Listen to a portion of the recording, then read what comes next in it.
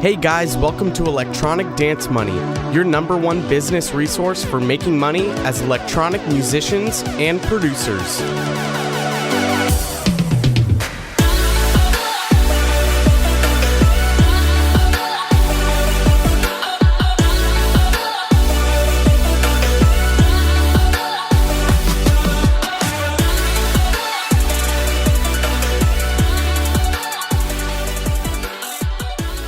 Hey guys, welcome back to another episode of Electronic Dance Money. I'm your host, Christian Casito.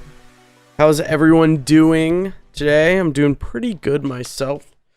I'm actually getting some streaming stuff set up, so I want to start pushing out more video content, and I want to do some video aspects for the podcast to upload to YouTube and Instagram, as well as TikTok.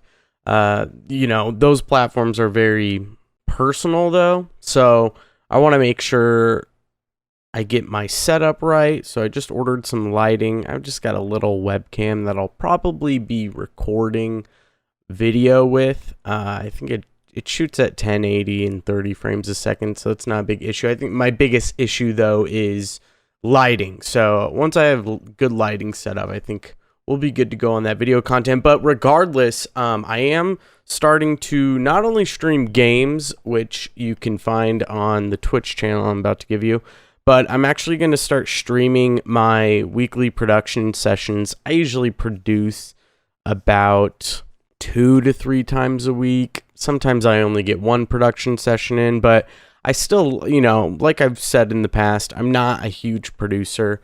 I know how to write a track. I can definitely write a track. I enjoy mixing and mastering a little bit more. I think it's important to work that writing muscle a little bit, work on production skills as well. It can all tie together, especially when, you're working with clients and they might need some help with some production tips or whatever, regardless. But I am starting to stream my production sessions, which run anywhere from 2 to 4 hours.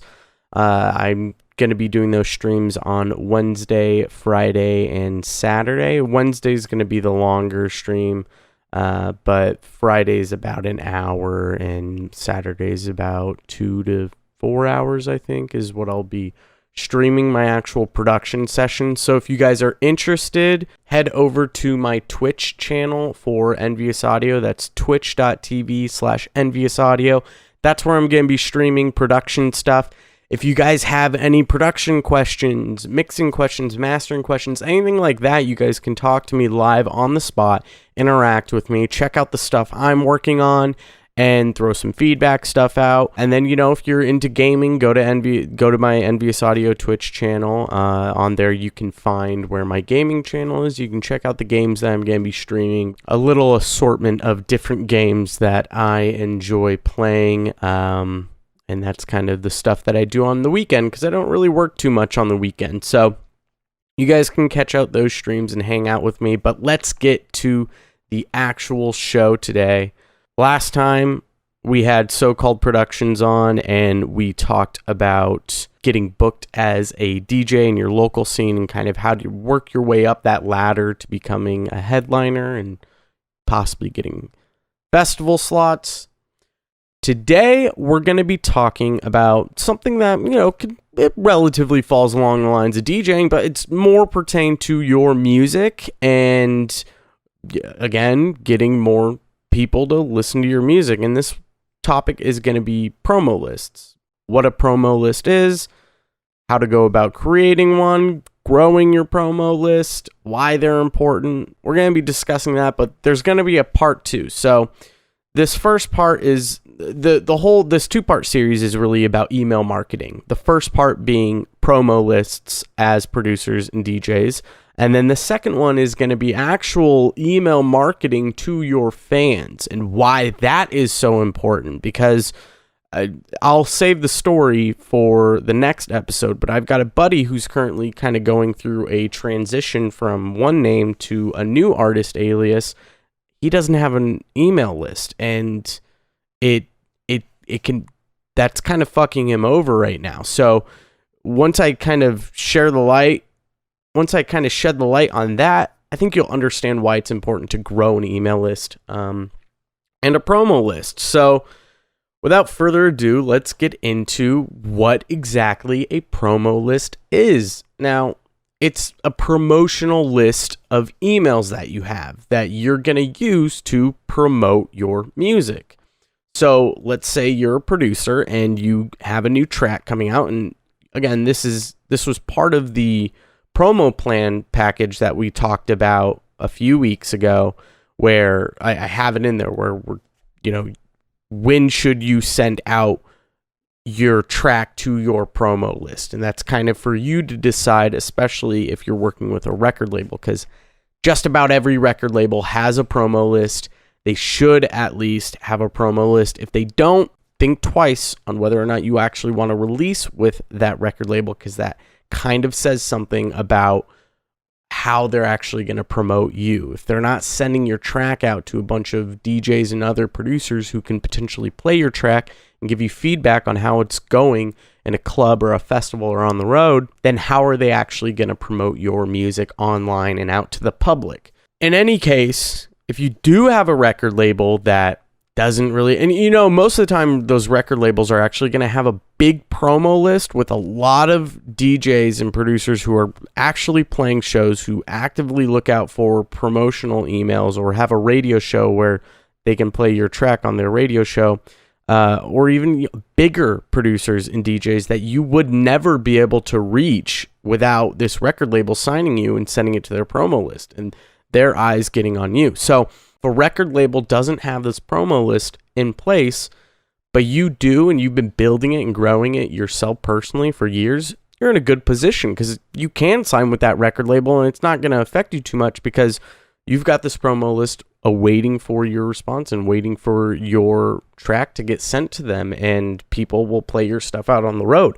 But anyways, promo list is essentially an email list of producers and DJs that your track gets sent to before it's released, so they can go out and promote it for you. They can play it in clubs. A lot of the times I'm sure a lot of you've gone to a show, one of your favorite artists, maybe you've seen them 3, 4, or 5 times. Every time you go there, they're playing tracks you've never heard before. And a lot of the times they aren't even tracks of theirs. It's tracks of their friends or maybe they got a track from a record label from a promo list that was sent out 3 or 4 months ago, but the track's not going to be released for another 3 or 4 months. Sometimes they get sent out a year before the track is even released, and you're hearing these huge artists play these crazy, awesome songs, and it's an ID, you can't find it anywhere. And a lot of the times it's just a promo track that's out, really building up hype. So when that track comes out, everyone flocks to it and goes, "This is the track we've been hearing. Oh my God, yes." So it can build a lot of tension for your release, sending out tracks that early, as long as they actually get released and they're a finished product. But why is a promo list important? Now, obviously, if you're sending out promotional content, it shows to other producers and DJs that you're active. You're wanting to be a part of this. You're wanting to make this into a serious thing. Not only that, but if you send out a consistent promo list every few months where it's a new track, that can really build up a lot of trust in you and respect in you as a producer. And you never know if you have a bigger artist on a promo list, or, a relatively bigger artist, or hell, even a smaller artist that's on your promo list that might be friends with a bigger producer, and they forward that email to that bigger producer who maybe owns a record label and you're self-distributing this track, and they reach out and say, "Hey, we actually want to sign this." Or even that bigger producer reaches out and says, "Hey, I want to collaborate on this with you." Lots of opportunities can come from having a promo list with an assortment of DJs and producers that you can just instantly send out one email and this track gets sent around, and boom, you're already gaining traction on the release because people are playing it in clubs and venues and they're sharing it with friends. And once that track is actually released, they can share it with their friends and say, "Hey, I've been playing this on the road. This track is amazing. It's in my playlist. You should put it in your playlist." You want to build up this hype and notoriety with these producers, and promo lists are just a great way to do that, to share your new music coming out before anyone else hears it. They get a little exclusive, and who doesn't like an exclusive track? So let's talk about growing your promo list, because I think this is going to be the most difficult part for a lot of you younger producers, or, even some medium level ones where you don't have this in place at all. You're not collecting emails. It can be very daunting. Like I've said before in previous episodes as well, it's like when you open up a fresh new project and there's just a blank screen. You're already exhausted just looking at a blank screen going, where do I even begin? So if you aren't collecting emails and you need to start, it's like, well, where do I even begin? First step is to go through your Facebook friends list. Who do you know on your feed that's a producer or DJ that you are an acquaintance of, that you're actually friends with? Shoot them a message and say, hey, I'm growing a promo list. Would you mind if I added your email to my email list so I can send you new tracks before they're released? Most of the time, they're going to say, hell yeah, do it. And I'm sure if you're talking to them consistently, you're probably already sending these tracks. So giving them the final product for free, just sending them an email, I'm sure they're more than willing to do that. But if you're not an acquaintance of a lot of DJs and producers on your friends list, and you just kind of have them as friends, do what I've talked about in the past when you try to connect with someone new.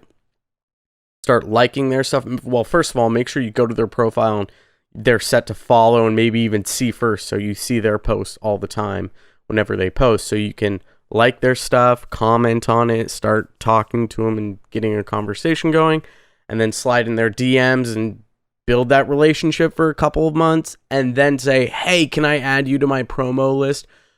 I guarantee if you build the relationship and you establish it first before you actually ask to add them to your promo list, they're going to say yes.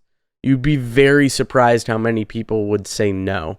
And then just get their first and last name and their email, add them to your email marketing software, and you're good. Now, we'll go over software next, but let's focus more so on the growing aspects. So this is going to be the key here, is just combing through your friends list and adding people there. And same with on Instagram, or if you're on TikTok talking to other DJs and producers and whatnot, or Reddit, whatever.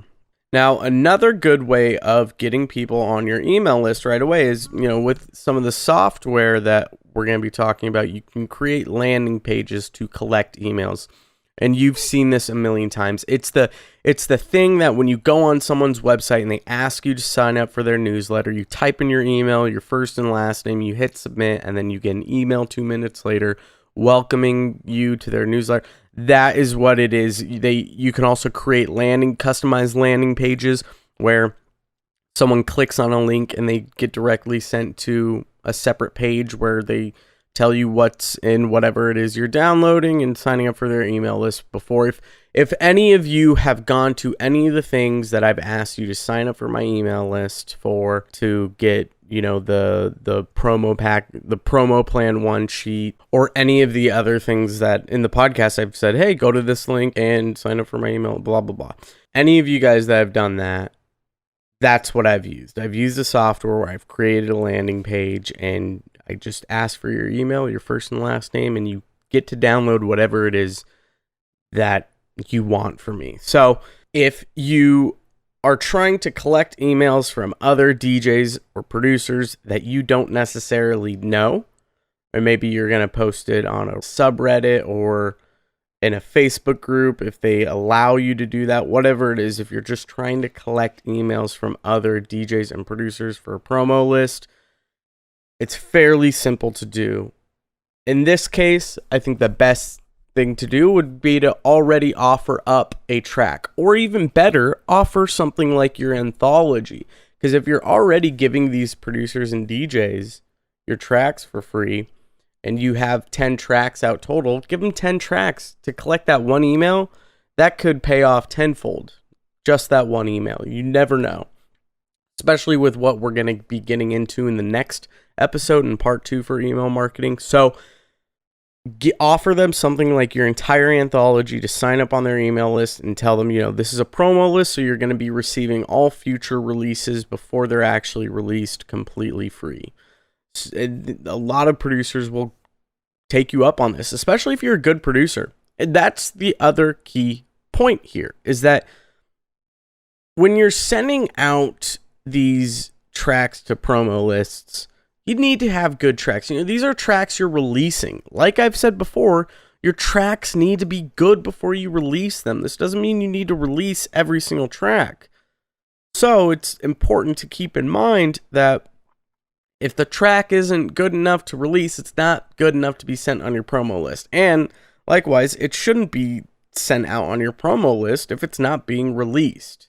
Now, you can add some bonuses in where these are all DJs, and you can say, hey, this is a track I'm not releasing. This is an exclusive just for my promo list.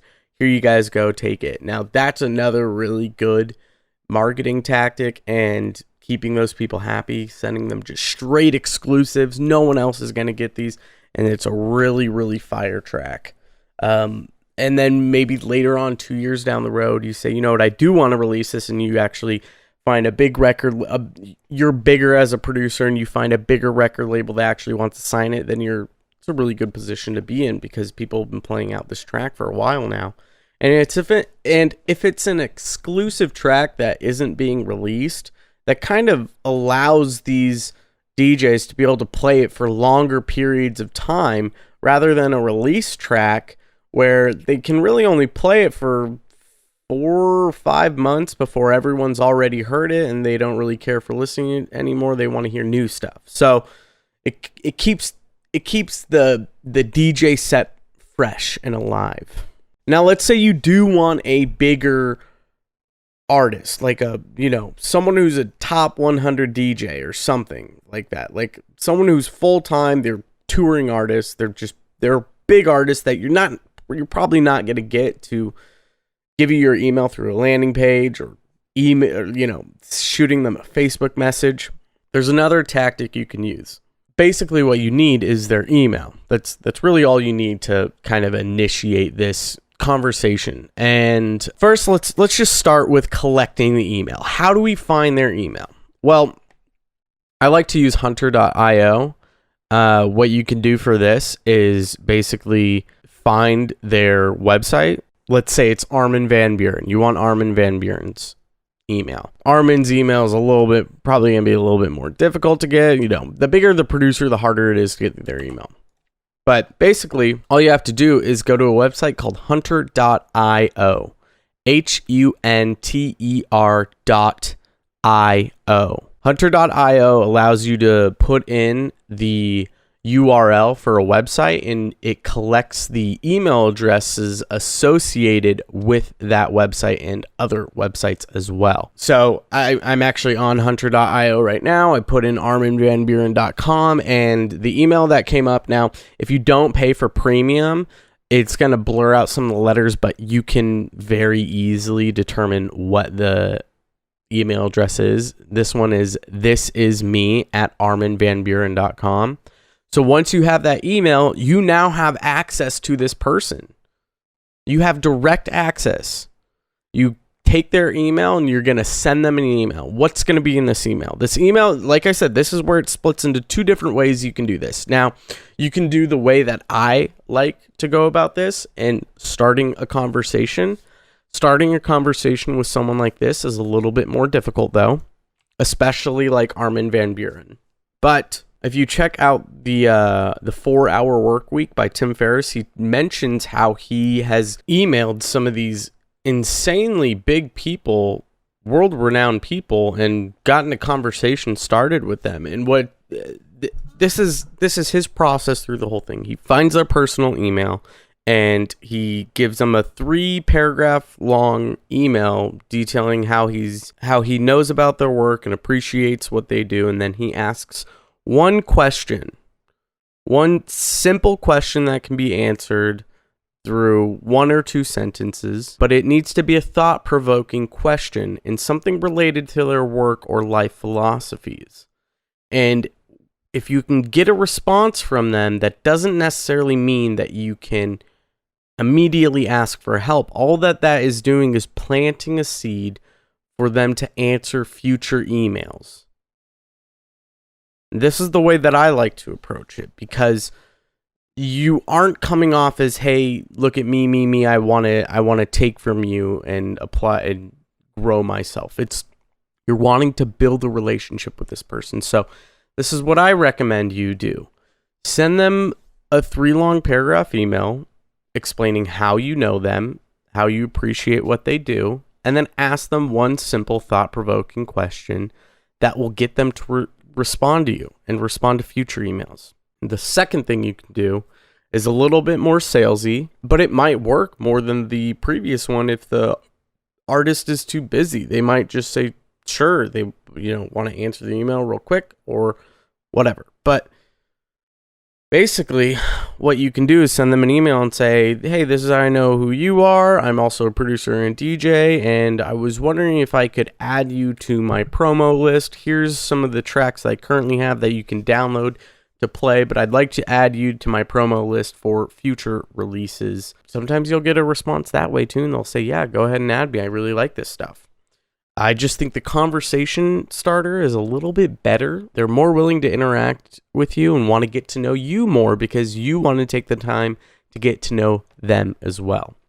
So that is the two best ways to go about getting a bigger producer or DJ on your promo list. The key factor there is just finding their email. I highly recommend hunter.io. It's free to use, but there is kind of somewhat of a paywall. You don't necessarily need to go through that paywall though.